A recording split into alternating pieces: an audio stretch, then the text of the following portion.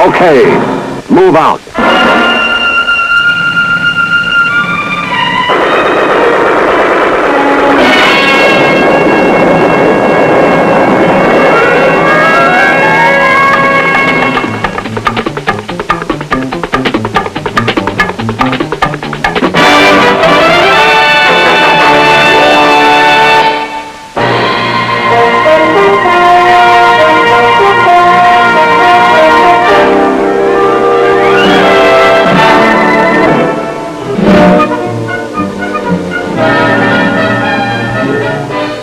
The war in Vietnam has many faces. It isn't just a simple matter of locating and destroying an enemy who hides in the jungles of this Asian nation.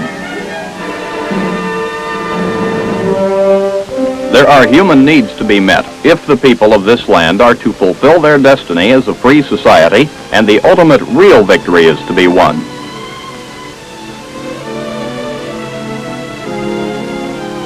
Helping the people of South Vietnam to achieve their goals of enlightenment and a democratic life is one of the major objectives of our Army.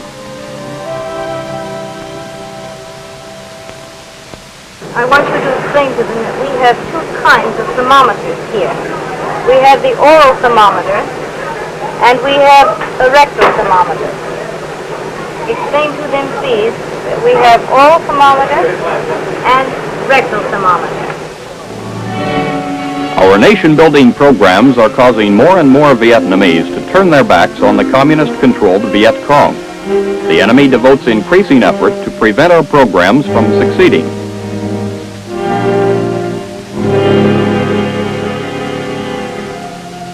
These are the men of the U.S. Army's 25th Infantry Division.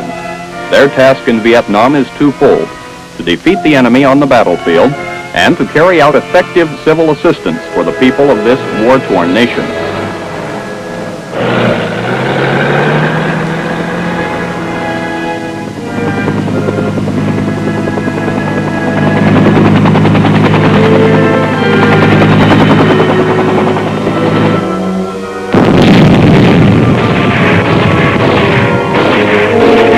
From day to day, the men of the 25th, the Tropic Lightning Division, must live up to their honored motto and be ready to strike.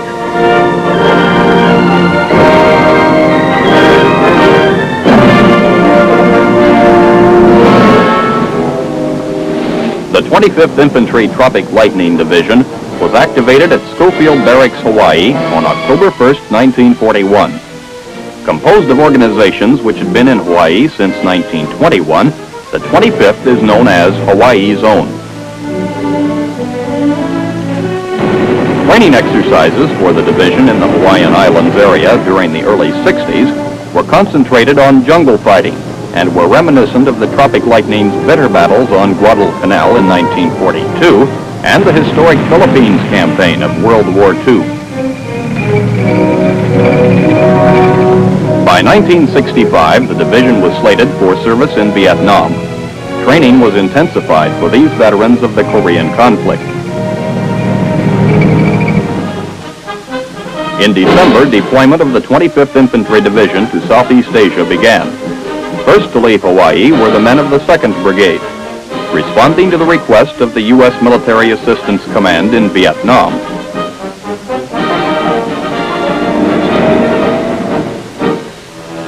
This unit of the 25th departed from Hawaii by sea.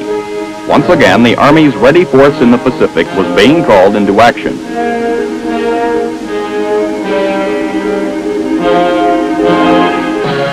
The 6,000-mile voyage ended on January 15th at the port of Vung Tau in South Vietnam. As the men of the 2nd Brigade came ashore, they were greeted by General Westmoreland, the U.S. military commander in Vietnam. It was the beginning of a new year and a new chapter in the annals of the Tropic Lightning Division's colorful history.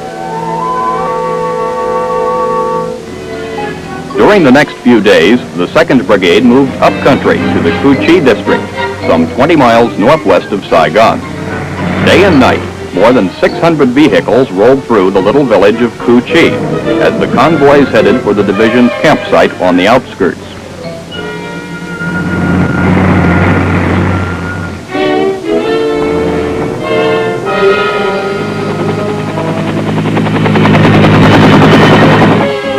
Meanwhile, the division's 3rd Brigade had begun arriving from Hawaii by airlift. Their destination was Pleiku in the central highlands of Vietnam. This was to be the 25th Infantry Division's forward base, while Cu Chi would be Tropic Lightning headquarters.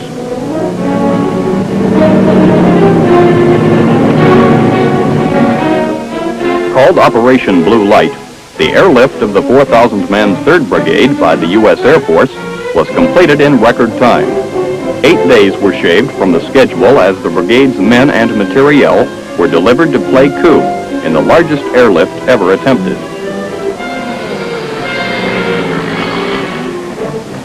A few days later, on the 19th of January 1966, division support elements came ashore at Saigon Harbor and moved up to Cu Chi. 2/3 of the Tropic Lightning Division was at home in Vietnam.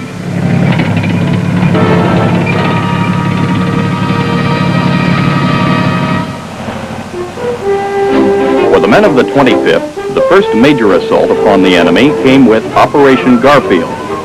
From Pleiku, units of the 3rd Brigade were flown southward to Darlac Province and the Viet Cong-infested area around Ban Mi Tu. It was the beginning of a month-long sweep of the province.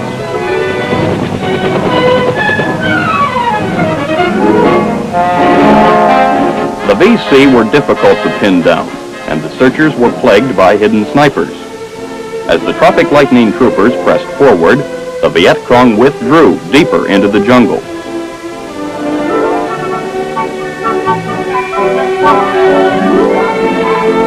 Whole villages recently occupied by the enemy were found to be deserted. Sometimes the dwellings were booby-trapped. All documents left behind by the enemy were carefully studied for military intelligence.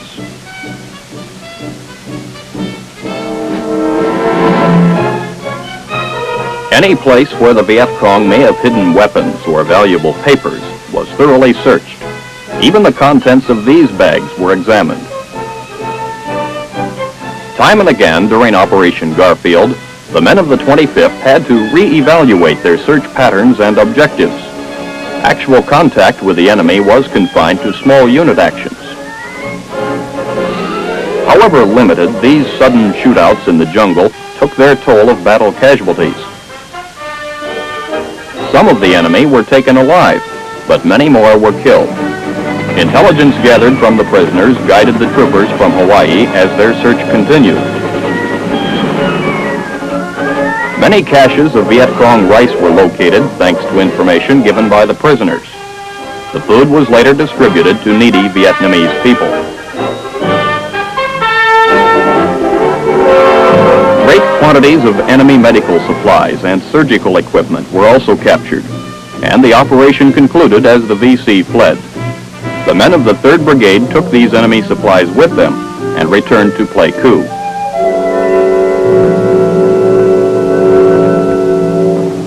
Meanwhile, units of the 2nd Brigade were conducting Operation Kahuku in the area around Cu Chi.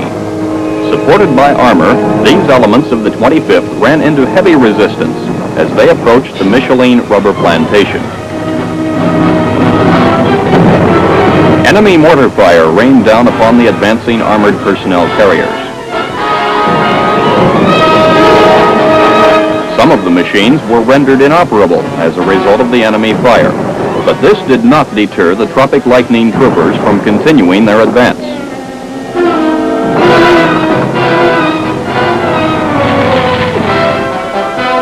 As they penetrated deeper into the plantation, the men of the 25th found the enemy dug in with well-constructed bunkers. Dislodging the Viet Cong is never easy. Several hours of combat caused the troopers of the 2nd Brigade Task Force to take casualties.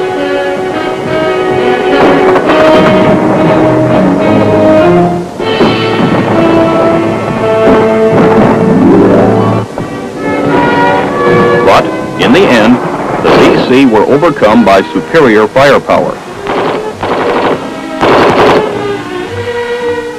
And the underground fortifications were overrun by the Americans. Many of the Viet Cong were slain. The remainder fled from the battlefield. This day, the reign of terror for the local people had come to an end, the enemy would not return. On April 29, 1966, almost 3.5 months after the arrival of the rest of the division in Vietnam, the 1st Brigade landed at Vung Tau. The deployment of the Tropic Lightning Division from Hawaii to Vietnam was complete. Within a matter of hours, elements of the 1st Brigade were airlifted to Cu Chi to join the 2nd Brigade.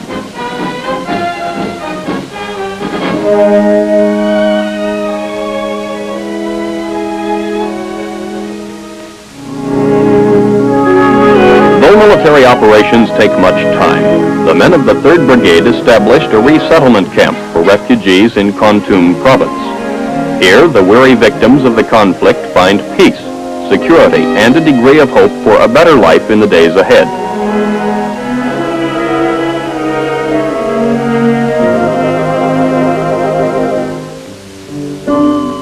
In recognition of the division's humanitarian efforts and its growing program of civil assistance programs, the men of the Tropic Lightning Division were honored at an award ceremony. Brigadier General Glenn D. Walker, then the Assistant Division Commander, and other high-ranking staff officers accepted the award for the 25th.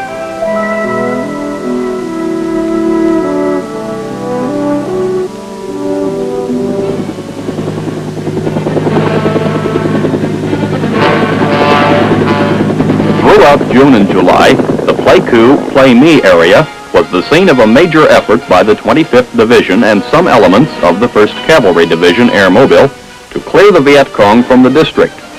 Under the code name Paul Revere, the full-scale operation took place some 40 kilometers from the Cambodian border. In this determined drive, heavy armored elements of the 3rd Brigade were called up and joined in the massive sweep.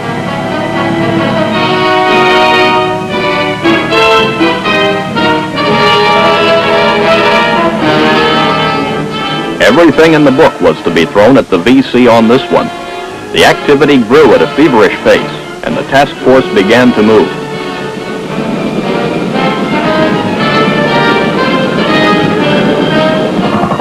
In the forward areas overlooking the Ya Drang Valley, artillery and heavy mortars were flown in. Fire bases were set up, and suspected enemy positions were zeroed in. Now airborne, the assault troops of the brigade were headed into action. Preparatory fire support began.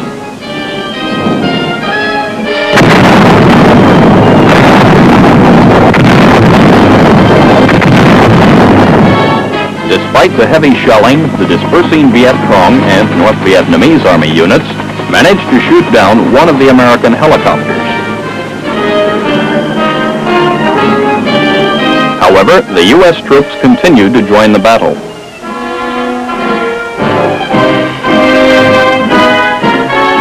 Doggedly, they pursued the fleeing enemy into the deepest jungle. All over the northwestern part of Pleiku province, the Tropic Lightning Sweep pressed the enemy ever backward as Operation Paul Revere concluded. Because of valuable lessons learned about the enemy's tactics during actual combat, the division established a special training course to teach Tropic Lightning troopers how to ambush enemy troops played by U.S. soldiers during night operations. The deadly Claymore mine is one of the ambush tools which are used by these night fighters.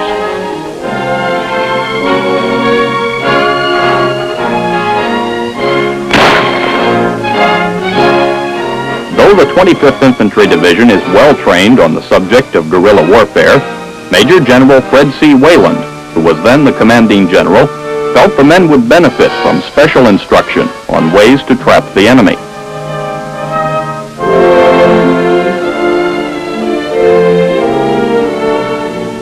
Additional measures to deal with the hidden foe were taken as the infantrymen from Hawaii began working with scout dogs. Continuous obedience training conditions the animals and assures their instant response to the handler's commands. In the field, the big 125-pound animals are trained to sniff out hidden enemy personnel in the thick undergrowth. When VC are located, the scout dogs indicate their find without making a sound. The enemy never knows his presence has been discovered until the dog and troopers are upon him.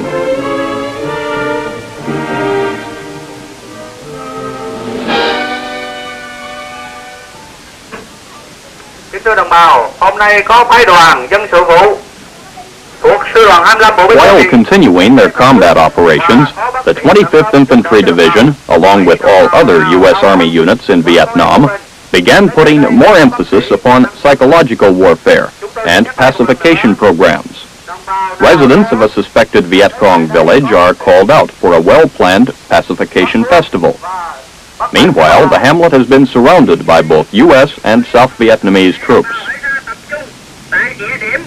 In a thorough screening process, Vietnamese officials carry out indoctrination of the villagers, assisted by soldiers of the 25th Division, pointing out the fallacies of the Viet Cong ideology and offering a better life in exchange for loyalty to the Saigon government. The first stage of the screening is the 25th Division interrogation section. Here, villagers are identified and military intelligence gathered. Ask her what her husband does. Chồng chị làm tài xế không? Làm phụ, làm lơ đó hả? Dạ. How old is he? Anh bao nhiêu tuổi rồi chị? Ở trong Khe Xanh mới 17. Tôi xẹp 18. How old? 17. How old is she? No. Chị bao nhiêu? Tôi sinh ngày 1944. Thống miền Nam. The Vietnamese Information Service is next to process the people of the village. At this section, they learn of the various assistance programs which the Saigon government is making available to the needy of the nation. The section set up by the psychological warfare teams assists the Vietnamese in distributing literature aimed at politically repatriating the individual with communist leanings.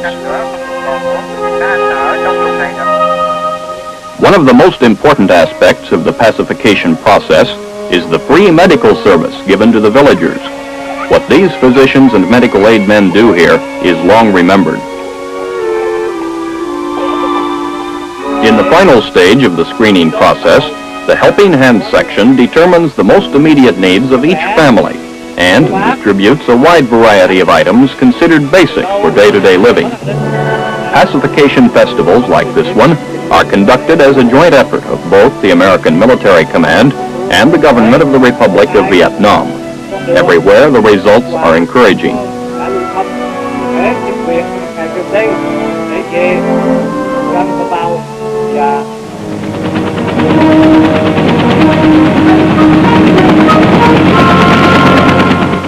As the months roll by, the Tropic Lightning Division PSYOPs teams have stepped up their distribution of Chiu Hoi leaflets, pamphlets calling upon the members of the National Liberation Front, the Viet Cong, to drop their communist-inspired activities and realign themselves with the Saigon government.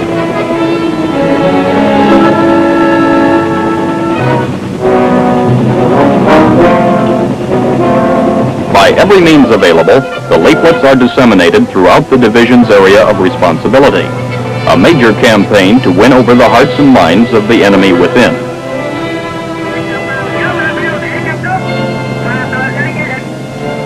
Promising safe conduct and a life of freedom for those who respond and lay down their arms, the Chiu Hoi leaflets are read by thousands.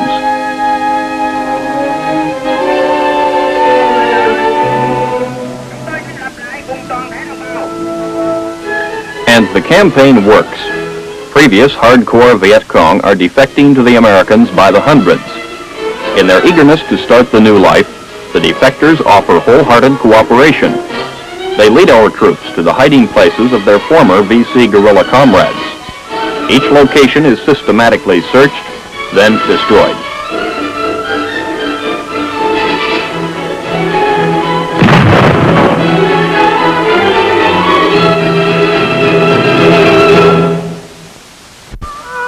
In the struggle to win over the dissident elements, one of the most valued aspects of the Civic Action Program is the medical assistance work being carried out by MedCap teams. This is the village of Phuoc Hiep, about 7 miles northwest of the 25th Division headquarters at Cu Chi. The members of this MedCap team from the 25th Medical Battalion visit this village once a week to provide free medical service to its inhabitants. Similar visits are made to a great number of other villages in the district, and the MedCap team has an extremely crowded schedule. Despite the pressures under which these men work, each patient is given careful attention.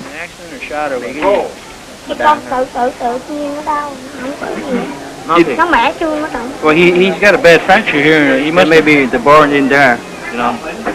He wasn't shot or in an accident? No. Well, hell, he's had a fracture here.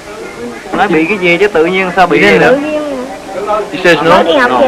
How long has he had drainage like this? Bị bao nhiêu lâu? Mổ.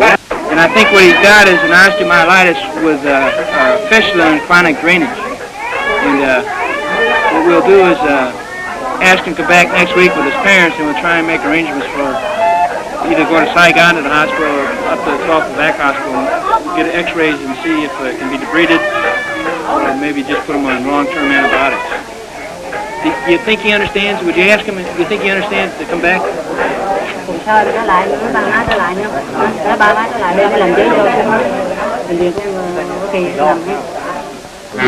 By midsummer 1967, 17 months after the division's arrival at Cu Chi, medical teams from the Tropic Lightning Division had treated more than 189,000 Vietnamese citizens.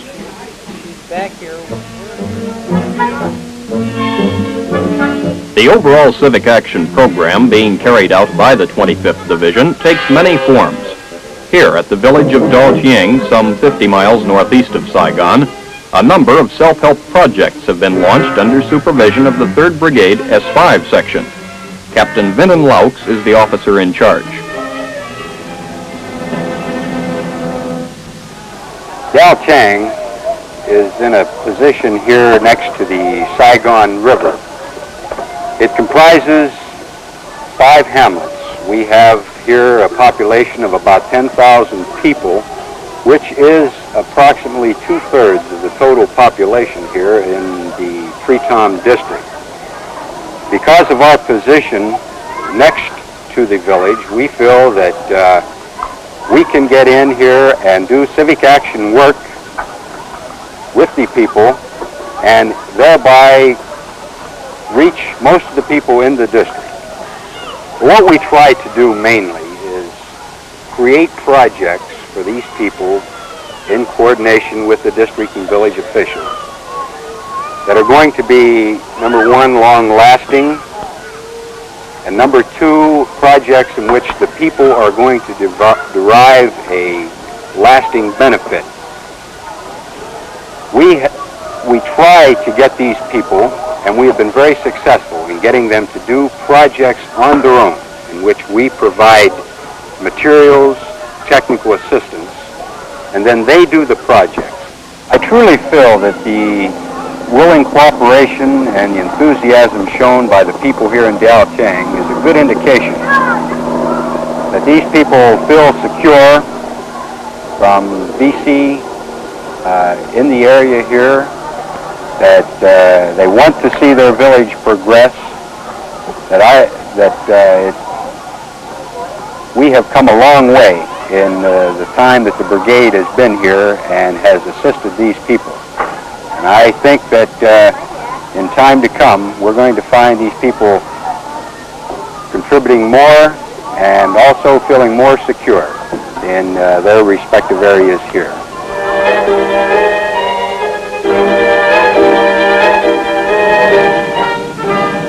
In the final analysis, the United States Army 25th Infantry Division is a combat outfit. In this shooting war, their first job is to hunt down the enemy forces and to eliminate them as efficiently as possible. This is not easily done in the guerrilla warfare of Vietnam's jungles, swamps, and rice paddies. A typical example is Operation Barking Sands, named after a famous beach in the Hawaiian Islands. Elements of the 1st Brigade are being sent out to clear an area in the battle zone, suspected of harboring the Viet Cong's 2nd Do Mien Battalion, a hardcore guerrilla unit supported by the Hanoi government.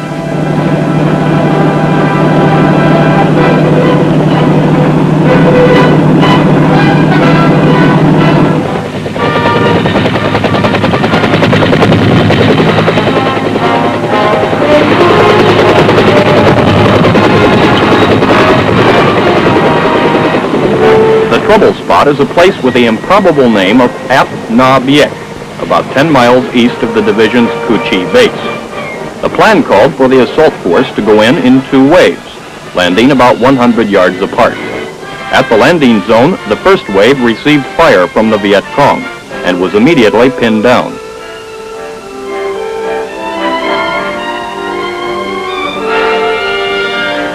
The second wave came in, and it too was taken under fire. Trying to link up with the first wave, the men of Alpha Company received fire from the wood line to the back, front, and one side.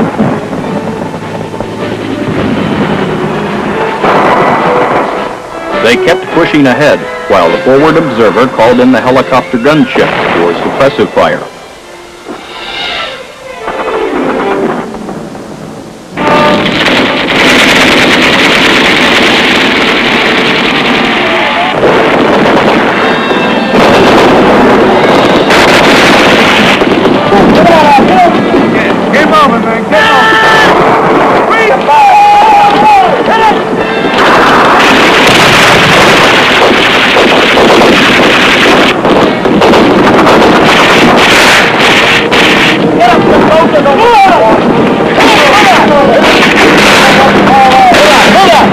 It took the men of Alpha Company nearly 2 hours to link up with the men of the first wave, only 100 yards away. Finally, the Air Force Sabre jets were called in.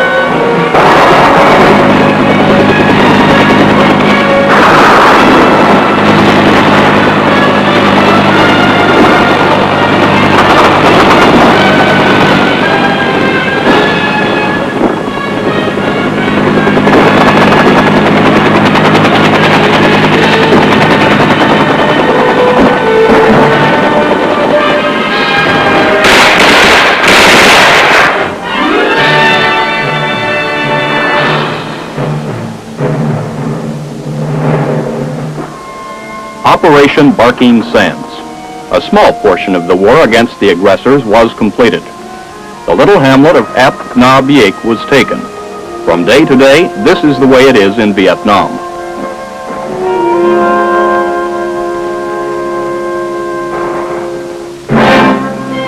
As the conflict continues, the 25th Infantry Division of the United States Army fulfills its daily missions of compassion and nation building on the one hand, and the stern duty of ground combat on the other.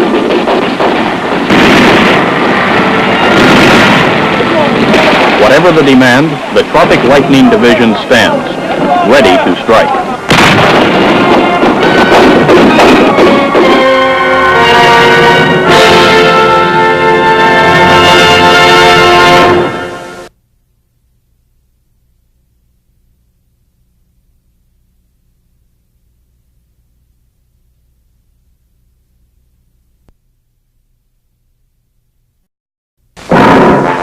Okay, move out.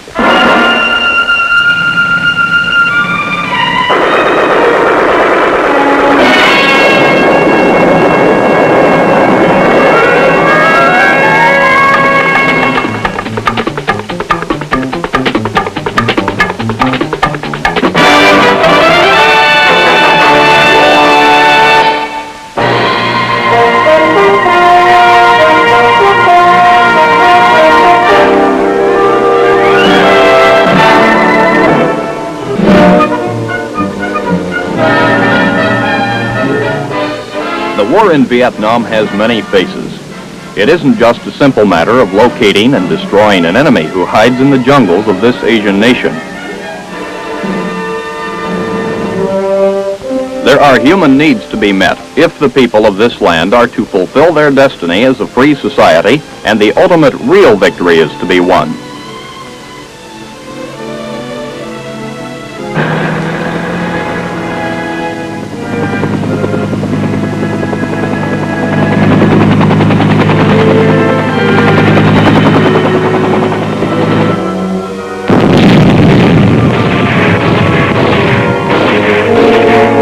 day today, the men of the 25th, the Tropic Lightning Division, must live up to their honored motto and be ready to strike.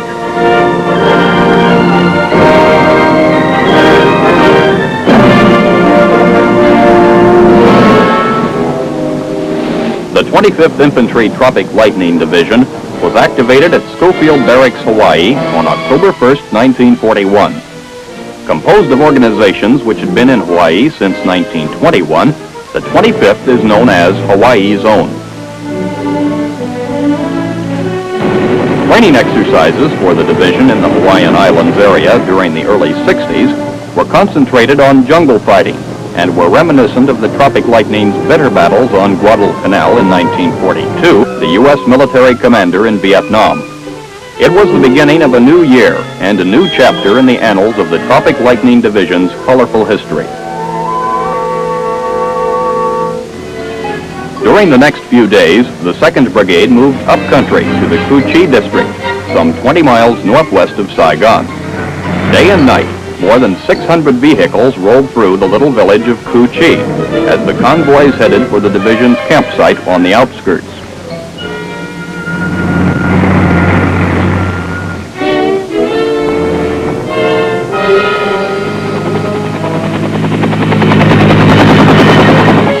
Meanwhile, the division's 3rd Brigade had begun arriving from Hawaii by airlift. Their destination was Pleiku in the central highlands of Vietnam.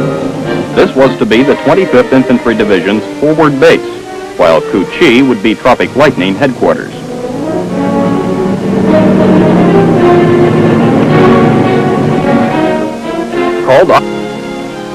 Helping the people of South Vietnam to achieve their goals of enlightenment and a democratic life is one of the major objectives of our Army.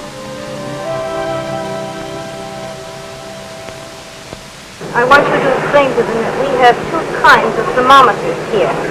We have the oral thermometer and we have a rectal thermometer. Explain to them, please, that we have oral thermometer and rectal thermometer. Our nation-building programs are causing more and more Vietnamese to turn their backs on the communist-controlled Viet Cong. The enemy devotes increasing effort to prevent our programs from succeeding.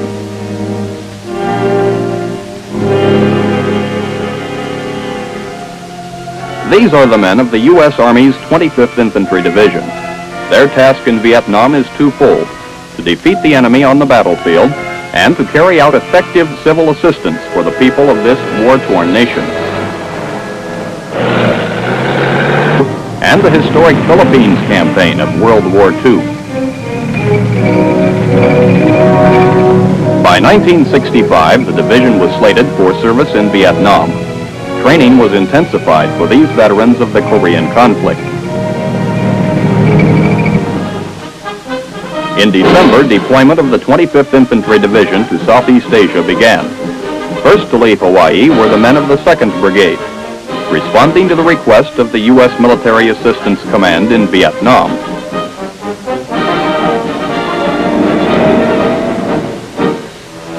This unit of the 25th departed from Hawaii by sea.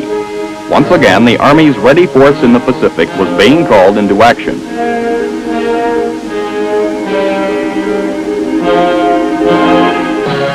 The 6,000-mile voyage ended on January 15th at the port of Vung Tau in South Vietnam. As the men of the 2nd Brigade came ashore, they were greeted by General Westmoreland.